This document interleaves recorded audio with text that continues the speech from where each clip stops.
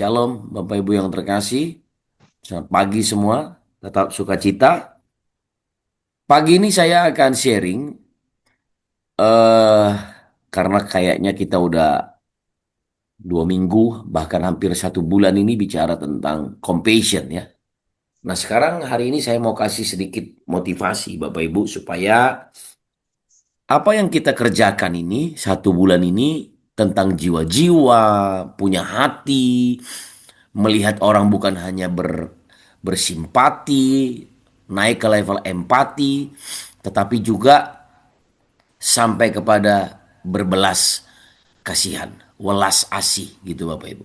Nah, tapi banyak yang mungkin merasa, aduh udah stres ini, kok aku eh, belum ada jiwa nih, belum ada satupun. Bahkan ada yang berkata, ya udahlah aku berdoa aja. Boleh, boleh Bapak Ibu, nggak ada salahnya dengan itu. Tapi ayo kita mau bersaksi lebih banyak lagi kepada banyak orang, gitu ya. Dan kita buka mulut kita hari ini karena dunia ini membutuhkan kita. Nah, pertanyaannya apa yang membatasi hidup kita, gitu ya? Saya kasih sedikit motivasi, tapi tentunya dari firman Tuhan. Nah, saudara, apa yang membatasi hidup kita? What's your limit? Ya, jangan sampai kita dibatasi oleh eh, kita punya keinginan yang besar, tapi kayaknya kita nggak punya kemampuan. Padahal kita punya kemampuan itu. Nah ini yang seringkali dibatasi Bapak Ibu. Yang membatasi hidup kita. Nah kita lihat satu persatu ya Bapak Ibu. What's your limit? Apa yang membatasi hidup Anda? Apa yang membatasi eh, keinginan-keinginan ataupun kerinduan yang ada di hati Anda? Ya. Nah, ternyata yang membatasi hidup kita adalah cara pandang kita, Bapak Ibu. Cara pandang kita terhadap jiwa-jiwa, dan terutama cara pandang kita terhadap diri kita sendiri. Kita berpikir, seperti kemarin istri saya bersaksi, dia bilang, aku ini belum pernah bersaksi, aku mau ngomong apa. Ya oke, tapi di titik itu Bapak Ibu, kita harus melewati yang namanya chicken line. Garis yang kita rasa kita nggak mampu. Karena dalam semua perkara sebetulnya kita bisa. Nah, jadi hal yang pertama yang membatasi hidup kita untuk punya compassion, untuk melayani jiwa-jiwa, untuk berkata-kata, berbicara tentang berita Injil, karya keselamatan Tuhan, ini cara pandang kita. Terhadap apa? Terhadap orang yang mau kita layani, juga terhadap diri kita sendiri. Ya, itu sebabnya firman Tuhan berkata, Bapak Ibu, kita melihat di sini sebentar ya, cara pandang Anda. Nah, di sini Bapak Ibu, di dalam Alkitab firman Tuhan, setelah Lot berpisah daripada Abram, berfirmanlah Tuhan kepada Abram, pandanglah sekelilingmu dan lihatlah dari tempat engkau berdiri itu ke timur dan barat, utara dan selatan. Sebab seluruh negeri yang kau lihat itu akan kuberikan kepadamu dan kepada keturunanmu untuk selama-lamanya. Nah, saudara, waktu Abram, dia belum dipanggil dengan Abraham ya Bapak Ibu, masih Abram. Waktu dia berpisah dengan Lot, Lot memilih eh, Sodom dan Gomora. Lot memilih tanah yang terbaik, Bapak Ibu. Dan Abram hanya mendapatkan sisanya, jadi nggak punya pilihan sebetulnya. Tapi sekalipun tidak punya pilihan, Abram tidak ingin cara pandangnya terbatas. Dan dia datang kepada Tuhan dan Tuhan bilang gini, pandanglah sekelilingmu. Yang dia lihat itu sepertinya lembah Yordan, Bapak Ibu, sesuatu yang kayaknya nggak ada harapan gitu. Tapi Tuhan bilang gini, ketika kamu datang kepada aku, pandang, lihatlah dari tempat engkau berdiri itu, ke timur, barat, utara, dan selatan. Sebab, kata Tuhan gini, seluruh negeri yang kau lihat itu akan kuberikan kepadamu dan kepada keturunanmu untuk selama-lamanya. Nah Bapak Ibu, dalam compassion, dalam menginjil, dalam memiliki hati terhadap jiwa-jiwa, hal yang sama juga ada dalam hidup kita. Lihat sekeliling kita, lihat timur, barat, utara, dan selatan. Lihat, semua orang-orang yang kita jumpa, Bapak Ibu, yang kita temui, itu Tuhan berikan kepada kita, Bapak Ibu. Saya sangat percaya tidak ada yang kebetulan di hidup kita. Kalau engkau bertemu dengan seseorang, dengan siapapun yang belum pernah mendengar berita Injil, belum pernah diinjili, belum pernah mengenal Tuhan, Tuhan sedang ngomong gini, lihat mereka, lihat, aku memberikan mereka kepadamu. Nah, cuma cara pandang kita yang seringkali salah. Waktu Abraham mendapat bagian yang sepertinya nggak ada harapan, Tuhan ngomong, lihat aja, pandang saja, aku memberikannya kepadamu. Wow, Bapak Ibu. Jadi terhadap jiwa-jiwa, karena ini misi besar Allah, amanat agungnya Tuhan. Pergilah kamu, baptiskanlah semua baptislah mereka, bawa semua jiwa-jiwa dan baptis mereka dalam nama Bapa, Anak dan Roh Kudus. Maka Tuhan bilang gini, aku yang menyertai kamu. Saudara, nggak peduli apapun keadaan kita hari ini. Ya, yang seperti kita lihat di dunia ini. Nggak peduli apakah Selat Hormuz, Selat apa itu dia? Selat Hormuz ditutup atau enggak. Ya kita doa supaya perang antara Iran dan Amerika dan Israel, kita doa supaya semua bisa lebih baik Bapak Ibu. Hasilnya ya. Tapi hasilnya harus sesuai dengan firman Bapak Ibu. Makanya saya pernah ngomong waktu saya lihat kenapa Iran ini segera diserang oleh Israel, oleh Amerika dan Israel. Ternyata ini banyak rahasianya Bapak Ibu. Saya waktu melihat peperangan ini yang udah sebulan lebih ya, cukup panjang Bapak Ibu. Saya melihat wah ini kebenaran firman ada di sini. Kenapa akhirnya Israel dan Amerika menyerang? Kalau nggak sekarang Bapak Ibu, repot dunia ini. Pak, Bu, pandanglah sekelilingmu. Lihat di tempat engkau ada hari ini. Ya, timur, barat, utara, selatan. Semua yang engkau lihat hari ini diberikan Tuhan untuk engkau. Katakan amin Bapak Ibu. Katakan amin. Peperanganmu udah selesai. Lihat aja. Sudah diberikan. Masalahnya kita mau ambil nggak?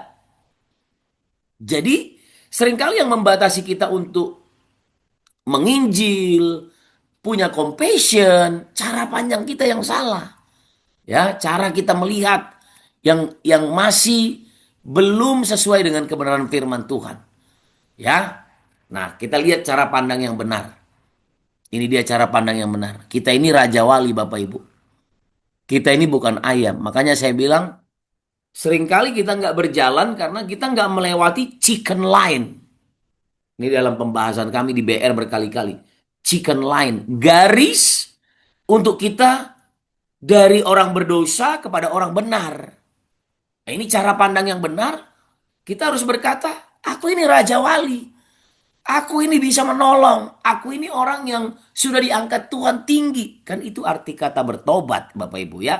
Saya ulangi, bertobat itu artinya dibawa Tuhan ke tempat yang tinggi. Hidup yang hancur diperbaiki kembali kepada karya ciptaan yang semula. Yaitu serupa dan segambar dengan Allah.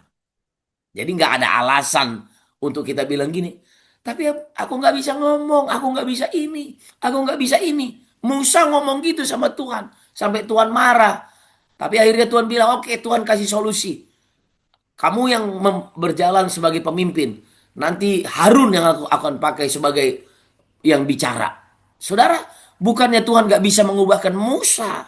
Tapi Musa yang menolak ya untuk jadi apa? Akhirnya Harun yang dipakai. Nah, itu sebabnya Bapak Ibu, cara pandang yang benar lewati chicken line-nya kita. Kita ini bukan ayam Bapak Ibu, tapi kita ini adalah raja wali. Nah, cuma seringkali cara pandang kita masih salah. Kita ini udah raja wali tapi berpikir seperti ayam. Ya, yang hebat lagi ada ayam-ayam di luar sana berpikir dia raja wali Bapak Ibu. Ya, oke. Ya, Tuhan bilang gini, jika iya hendaklah kamu katakan ya.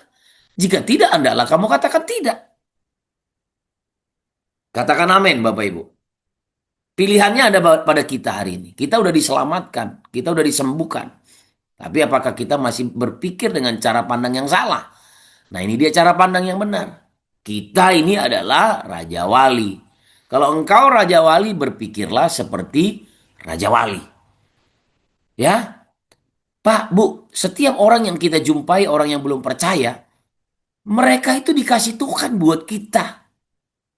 Tapi kita berpikir, ini bukan waktunya, belum waktunya. Nggak waktunya. Kapan waktu keselamatan? Hari ini adalah hari penyelamatan itu kata Tuhan. Katakan amin. Bukan besok Bapak Ibu. Pekerjaan ini besar ya Bapak Ibu. Itu sebabnya dunia marketplace seperti saya sampaikan kemarin. 80% sebetulnya 70 sampai 80% terjadinya transfer penyelamatan jiwa-jiwa di marketplace di dunia kerja. Gereja tempat apa? Tempat merayakan kemenangan. Amin Bapak Ibu. Nah jadi cara pandang yang benar saya kembali.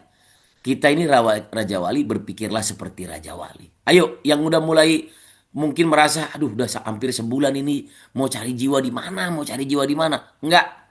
Bapak Ibu KGP dengar baik, kita semua adalah Raja Wali. Kita bukan ayam. Jangan kita berpikir seperti ini tadi. Kita ini Raja Wali tapi cara berpikirnya seperti ayam. Padahal di luar sana ada orang-orang yang belum selamat, mereka pikir mereka Raja Wali. Ya, miliki cara pandang yang benar. Ya, miliki cara pandang yang benar. Nah, karena itu Bapak Ibu, iman adalah dasar dari segala sesuatu yang kita harapkan. Ini Ibrani pasal 11 ngomong gitu sama kita. Ya, iman itu sesuatu yang murni Bapak Ibu. Ya, Bapak Ibu dengar baik-baik. Sesuatu yang murni. Kita punya hati ingin terhadap jiwa-jiwa, tapi kita perlu pembentukan-pembentukan. Dan kita udah punya imannya. Kita ini Raja Wali. Dasarnya udah ada. Dasar dari segala sesuatu yang kita harapkan. Jadi kita perlu diisi dengan firman, dengan kebenaran. Kita perlu diisi dengan kesaksian, kita perlu diisi dengan ini dia nih, pengalaman-pengalaman rohani dengan Tuhan, Bapak Ibu. Katakan amin. Jadi jangan berpikir, ah udahlah saya udah selamat cukuplah untuk saya. Jangan Bapak Ibu. Kita ini orang beriman. Dasar dari segala sesuatu yang kita harapkan dan bukti dari segala sesuatu yang kita lihat. Jangan sampai kita dibatasi oleh cara pandang kita. Jadi miliki cara pandang yang benar. Nah, kemudian Bapak Ibu, iman timbul dari pendengaran dan pendengaran oleh firman Kristus. Ini yang saya sampaikan tadi. Dasarnya udah ada. Kita semua orang beriman. Kita diutus. Amanat agungnya Tuhan bilang apa? Pergilah kamu jadikan semua bangsa muridku. Baptislah mereka dalam nama Bapa, Anak, dan Roh Kudus. Wow, luar biasa ya. Itu ada di dalam diri kita, Bapak Ibu. Nah, perlu pendengaran akan firman. Perlu firman Tuhan diisi. Makanya jangan absen di ibadah. Saya agak bingung juga orang udah percaya Yesus, tapi menjauhkan diri dari pertemuan-pertemuan ibadah. Orang udah yang percaya Yesus harusnya dia suka mendengar firman. Karena firman itu adalah Kristus. Nah, jadi miliki cara pandang yang benar. Kemudian dikatakan gini, barang siapa mempunyai telinga untuk mendengar, hendaklah ia mendengar. Lalu ia berkata lagi, camkanlah apa yang kamu dengar.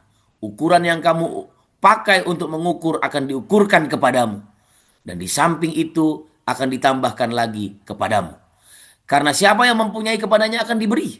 Tetapi siapa yang tidak mempunyai, apapun yang ada padanya akan diambil daripadanya.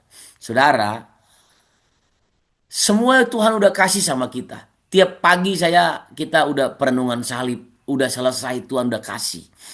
Semuanya ada. Benih ilahi itu ada pada kita. Iman kita punya. Kita perlu terus mendengar supaya itu semua keluar Bapak Ibu. Camkan apa yang kamu dengar. Nah, cuma kita sering mengukur ukuran kita kepada orang lain. Kita sering juga bilang gini, ya itu kan Bang Togap lah itu penginjil. Terus kalau Pak Rudi bilang di ini kami di BR kami beda kelas katanya. Enggak ada beda kelas.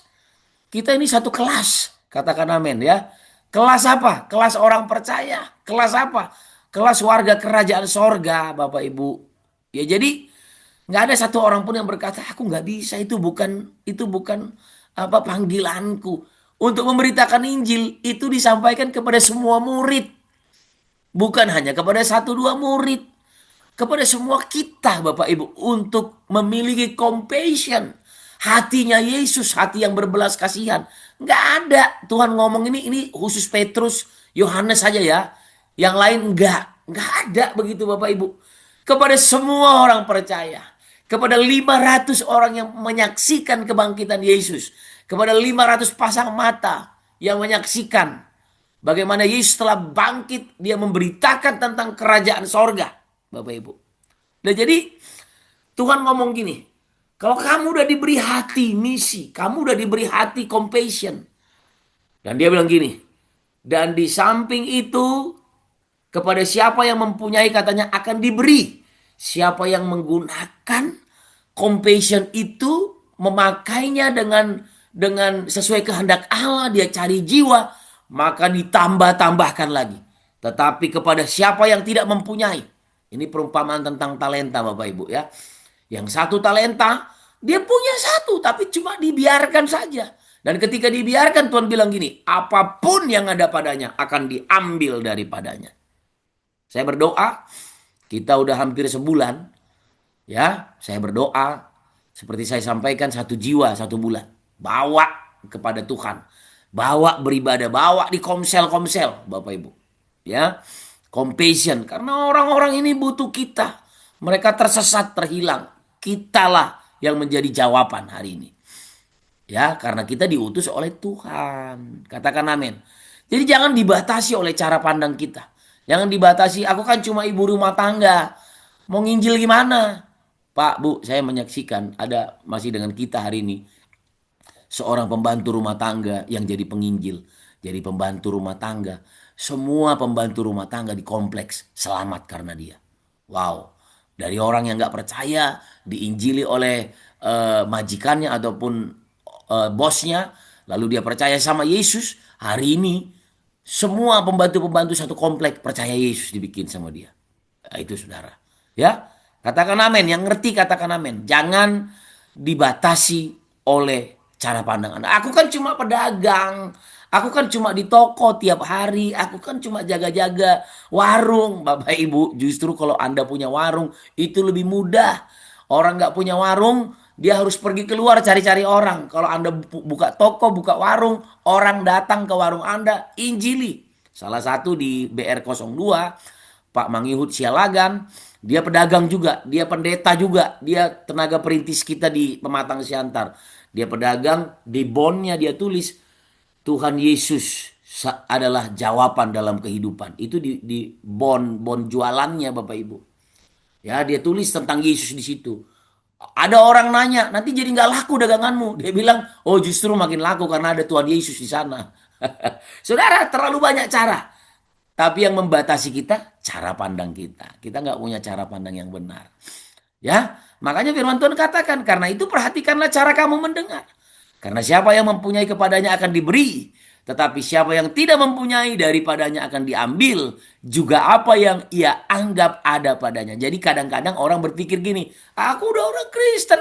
Aku udah selamat. Aku udah menginjil. Aku udah selamat. Ya udah. Jangan-jangan nanti ada orang yang kehilangan Bapak Ibu. Apapun yang dia ada padanya diambil daripadanya. Dan yang paling mengerikan gini. Juga apa yang ia anggap ada padanya. Nah, ini dia. Ada orang berpikir bahwa ia udah selamat. Dia ngomongin Tuhan tiap hari tapi tidak melakukan pekerjaan Tuhan, tidak melakukan amanat agungnya Tuhan, tidak pergi melayani jiwa-jiwa, tidak melayani jiwa-jiwa bukan berarti harus seperti saya ya jadi pendeta, enggak. Tapi di marketplace dimanapun Anda, ada orang yang berpikir itu ada padanya. Ada orang yang berpikir aku udah selamat, tapi Tuhan bilang gini, juga apa yang ia anggap ada padanya pun diambil daripadanya. Ngeri Bapak Ibu. Tapi itulah Tuhan kita. Jangan sampai cara pandang kita salah. Nah jadi Bapak Ibu cara pandang Anda. Miliki cara pandang yang benar terhadap dirimu, terhadap pelayananmu, terhadap jiwa-jiwa. Ya ini dipengaruhi oleh apa? Apa yang Anda dengar. Makanya kita di KGP ini tiap pagi dengerin firman. Tiap pagi sharing tentang firman. Pak, Bu, gak usah bohong ya, gak usah bohong. Kita gak usah berbohong lah. Tiap pagi kita dengerin firman, ada hasilnya nggak? Coba Bapak Ibu di sini yang mungkin baru ikut sebulan. Ini ada Pak Seno dari Balikpapan baru sebulan ini. Ya Pak Denny Permana mungkin udah 2 bulan walaupun on off nggak apa-apa. Tapi ketika Anda tiap pagi mendengarkan firman, beda nggak hidup kita? Beda, Banyak Mbak. kali Beda. beda ya, puji Tuhan ya. Betul, Pak, betul. Betul, banyak itu bapak-bapak ya di sekeliling kita, bapak-bapak semua dan ibu-ibu. Pagi-pagi mereka udah sibuk mau mikirin mau ngerjain apa hari ini. Mereka nggak dengerin firman. Pusing, wah di kantor begini, ini begini. Sampai di kantor nggak bisa kerja Bapak Ibu. Pusing sana sini. Akhirnya sekretaris datang ngasih solusi. Akhirnya solusinya ya sekretaris, bukan firman. Makanya ibu-ibu suruh semua pria-pria untuk dengerin firman pagi-pagi begini ya. Jadi apa yang kita dengar pagi-pagi hari ya. Waktu kita sharingkan firman pagi-pagi, walaupun mungkin, aduh aku masih belum bisa nih, nggak apa-apa, tapi chicken line itu harus kita lompat, kita lewati garis itu, Bapak Ibu. Kita ini bukan bukan ayam, kita ini Raja Wali, mirip-mirip memang bentuknya, tapi kita bukan ayam. Kadang-kadang kita Raja Wali berpikir seperti, ya aku kan cuma begini. Di sini ada Pak Budi ya dari Manado. Dia udah mulai menginjili karyawannya di apotik ya. Udah ngomongin firman. Semuanya Pak, Bu, ayo ayo. Ibu-ibu juga saya nggak bisa mendengar semua breakout room. Ibu-ibu gimana? Ibu rumah tangga mungkin. Semua pembantu-pembantu harus mendengar firman. Tapi itu dipengaruhi oleh apa? Apa yang kita dengar hari ini. Ya, ayo termotivasi. Kemudian bagaimana Anda mendengar? Cara Anda mendengar itu penting Bapak Ibu. Sebab ada orang hanya sekedar eh, hearing bukan listening. Kalau listening itu mendengar sampai kita taruh di hati kita. Makanya firman Tuhan bilang gini, yang mendengar firman dan mengerti. Banyak orang dengar nggak ngerti. Saya dulu diajari pendeta saya waktu saya kecil, nggak apa-apa kamu nggak ngerti, yang penting kamu dengar. Ya kalau nggak ngerti untuk apa kan gitu. Tapi saya nggak salahkan pendeta saya dulu ya. Dia cuman mungkin sedang mengarahkan saya, yang penting kamu baik-baik di rumah lah dulu. Nah, tapi cara kita mendengar penting. 1 bulan ini kita udah bicara tentang compassion, mendengarkan jiwa-jiwa, bagaimana kita beri perhatian kepada jiwa-jiwa.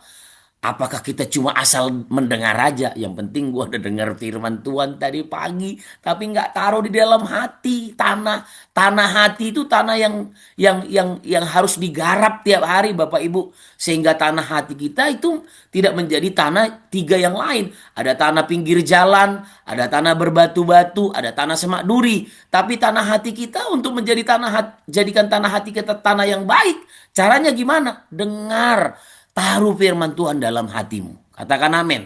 Ya. Jadi apa yang Anda dengar? Bagaimana cara Anda mendengar? Itulah ukuran iman, batasan hidup Anda. Amin Bapak Ibu. Pagi ini saya nggak panjang-panjangin lagi.